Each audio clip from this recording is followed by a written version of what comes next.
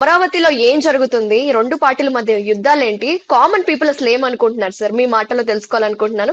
So viewers ఈ రోజు మనతో పాటు జాయిన్ అయ్యారు. తులసిరెడ్డి గారు ఉన్నారు. మాట్లాడేద్దాం. సార్ చెప్పండి సార్, మీ ఒపీనియన్ చెప్పండి. మా రాజధాని గురించి ముందు మా కాంగ్రెస్ స్టాండ్ చెప్తాను.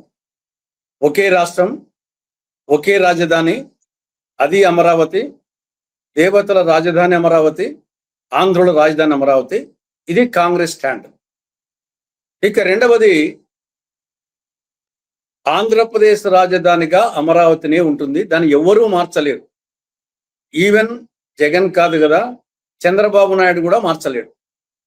ఎందుకంటే దానికి పార్లమెంటు చట్టం కాదు, సిఆర్డిఏ చట్టము రక్షణ కవచం. దానికి సిఆర్డిఏ చట్టం కింద రైతులకు అక్కడ అండర్స్టాండింగ్. సిఆర్డిఏ చట్టంలో రైతులు ఎందుకు భూములు ఇచ్చారు? రాజధాని కోసం భూములు ఇచ్చారు. కాబట్టి ఆ బైండింగ్ ఉంది. కాబట్టి పార్లమెంటు చట్టానికంటే సిఆర్డిఏ చట్టం పవర్ఫుల్. కాబట్టి ఆంధ్రప్రదేశ్ రాజధానిగా అమరావతినే ఉంటుంది. ఈవెన్ జగన్ కాదు కదా, చంద్రబాబు నాయుడు మార్చాలన్నా సాధ్యం కాదు. ఇక రెండవది, అది సెంట్రల్ ప్లేస్ లో ఉంది. గత 10 సంవత్సరాలుగా అక్కడ నుండే పరిపాలన సాగుతా ఉంది. ఊరికి అందరూ ఆంధ్రప్రదేశ్ రాజధాని లేదు అంటున్నారు. రాజధాని ఎక్కడ పోయింది? 10 ఏళ్ల మట్టి అక్కడ నుండే పరిపాలన కదా. చంద్రబాబు 2014-19 అక్కడ నుండే పరిపాలన సాగించాడు. సెక్రటరియట్ అక్కడ నుండే. జగన్ 5 నెలలు అక్కడ నుండే చేశాడు. ఇప్పుడు అక్కడ నుండే సాగుతా ఉంది. 1151 కోట్ల రూపాయలు ఖర్చు పెట్టి సచివాలయం నిర్మించడం జరిగింది. తెలంగాణ సచివాలయము ఖర్చు 616 కోట్లు. కానీ ఆంధ్రప్రదేశ్ సచివాలయము అది టెంపరీ అనొచ్చు, పర్మనెంట్ అనొచ్చు, ఏదైనా 1151 కోట్లు ఖర్చు పెట్టారు. ఆ నుండి పరిపాలన సాగుతా ఉంది 10 ఏళ్లుగా. కాబట్టి రాజధాని లేదనేది కరెక్ట్ కాదు. ఆల్రెడీ రాజధాని ఉంది. దాన్ని జగన్మోహన్ రెడ్డి అన్ని విధాలా ప్రయత్నం చేసి మార్చేదానికి 3 ముక్కలాట అన్నాడు. విశాఖపట్నం మార్చాలని ఫెయిల్ అయిపోయినాడు. కారణం వచ్చేసి అది కోర్టులో కొట్టేశారు.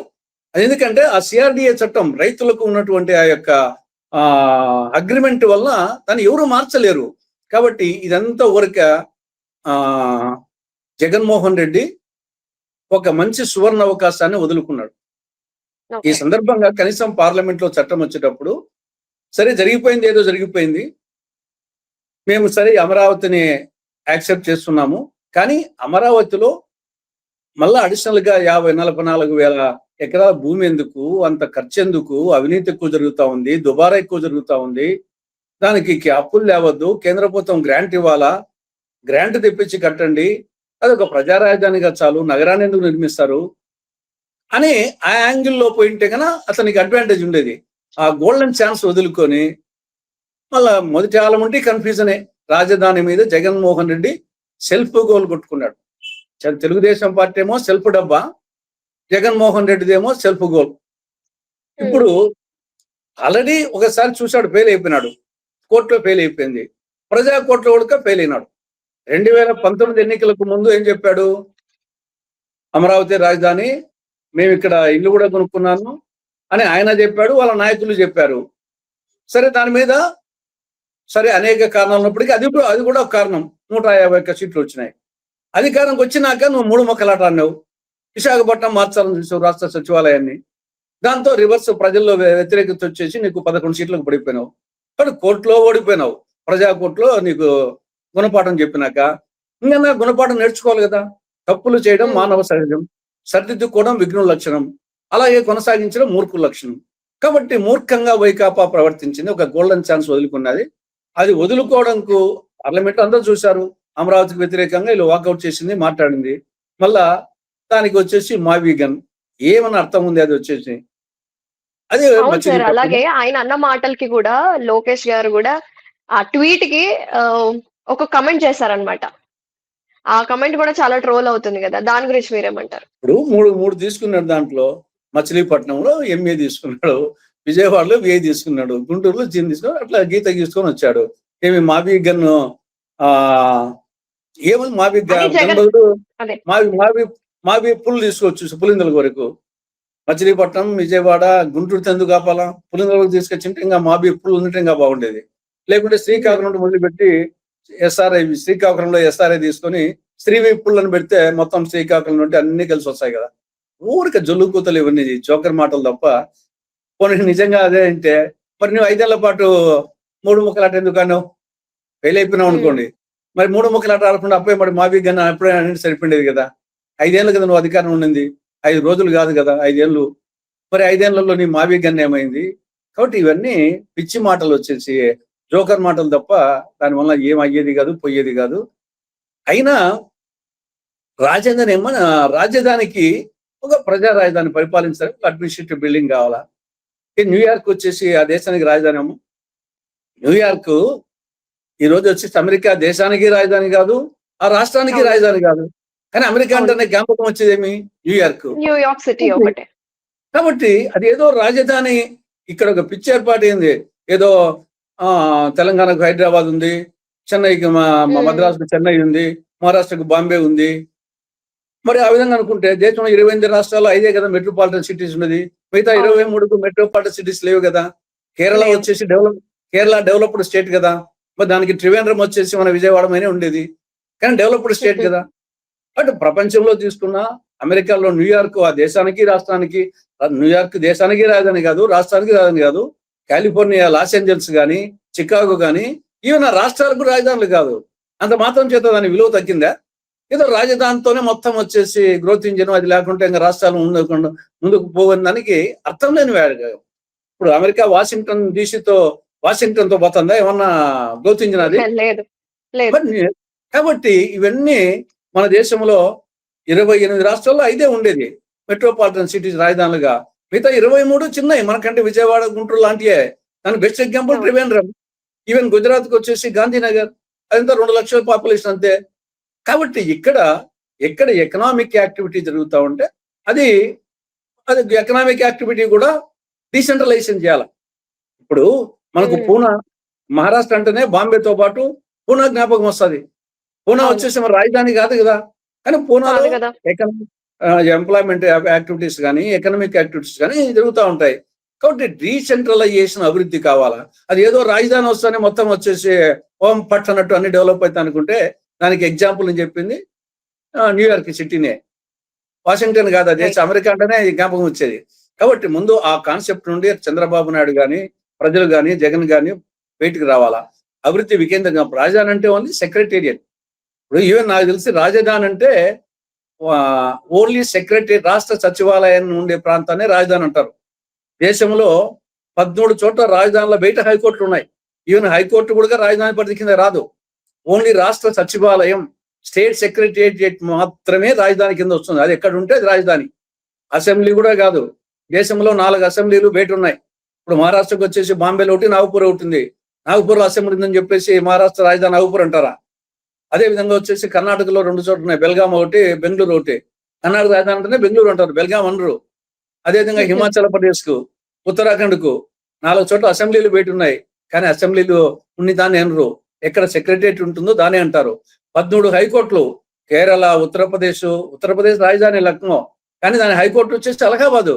లక్నోలో ఉండేది బెంచే. కాబట్టి ఓన్లీ రాజధాని అంటే రాష్ట్ర సచివాలయం ఎక్కడ ఉంటే దాన్ని రాష్ట్ర రాజధాని అంటారు.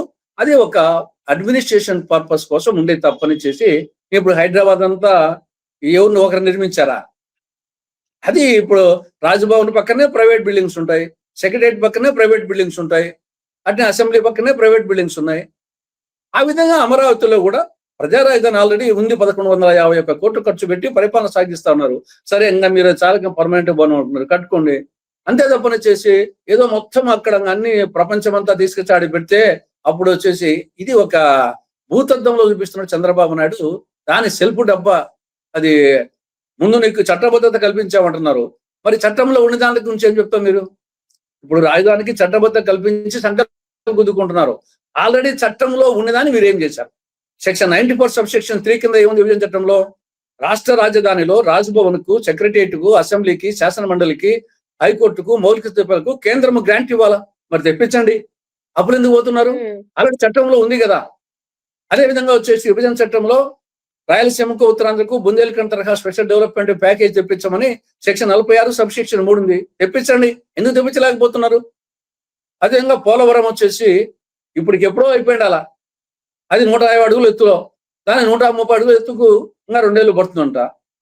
కాబట్టి మీరు ఆల్రెడీ చట్టంలో ఉన్నటిని అటు చంద్రబాబు నాయుడు ఫెయిల్ అయిపోయినాడు, అటు జగన్మోహన్ రెడ్డి ఫెయిల్ అయిపోయినాడు, బీజేపీ మోసం చేసింది, ప్రత్యేక హోదాకు పంగనామాలు పెట్టింది, డెవలప్మెంట్ ప్యాకేజీకి తెలియదు ఇచ్చింది, రాజధానికి అప్పులు ఇస్తే అప్పులు తెచ్చుకోమంటుంది, పోలవరము తెలుగు సీరియల్స్ అయినట్టు సాగుతా ఉంది.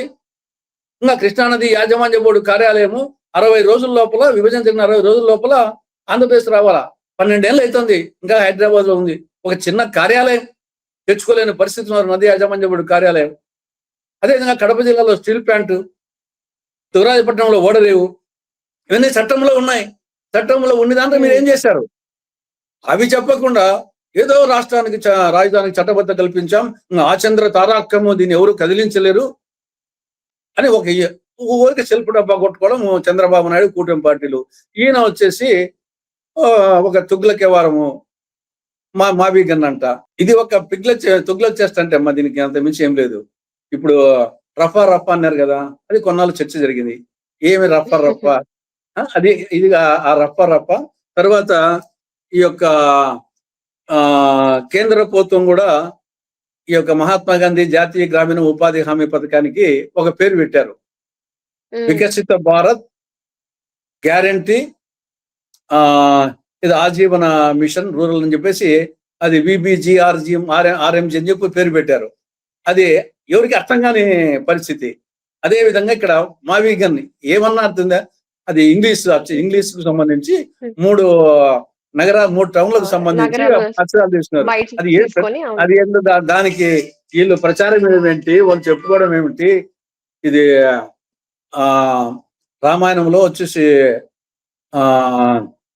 రామునితో కపివరుండిట్లని అని చెప్పాల, కానీ అక్కడ చదివేదానికి చేతగాక రాముని తోక పివరుండిట్లని అని అంట. అట్లా ఉంది లేవారు. రామునితో కపివరుండిట్లని అంటే కపివరుడు ఆంజనేయుడు, రామునితో ఆంజనేయుడు ఇట్లన్నాడు అని చెప్పాలి, చదవాల. ఆ ముద్దుష్టుడు కొన్ని తెలియక రాముని తోక పివరుండిట్లని అన్న అంట. అట్లా ఉంది ఈ యొక్క మాబిగన్ వ్యవహారము. దాన్ని జగన్ చెప్పడము, దాన్ని టీడీపీ వాళ్ళు క్యాబినెట్ చర్చించుకోవడము, దీన్ని పబ్లిక్ చర్చించుకోవడము, ఎన్ని పిచ్చి కుదిరింది, రోకలు తల చుట్టమని అంట పిచ్చోడు.